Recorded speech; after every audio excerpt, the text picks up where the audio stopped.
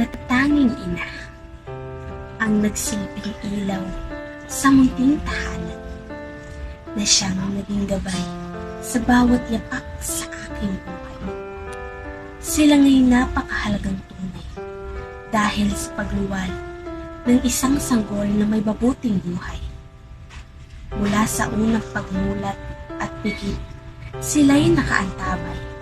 Maging sa unang pagtayo't pagkadapa, sila'y nakaalalay.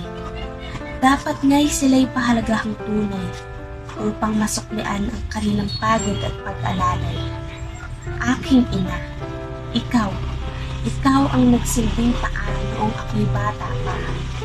Ikaw ang aking boses noong ako'y hindi pa nakakapagsalita.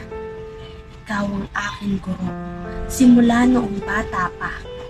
Ikaw ang aking pag-asa sa tuwing loob ko ay napanghihinaan na. Salamat sa buhay mo, aking ina. Hindi ko kaya kapag nawalay ka. Pagsisilbihan ka man kahit matanda na.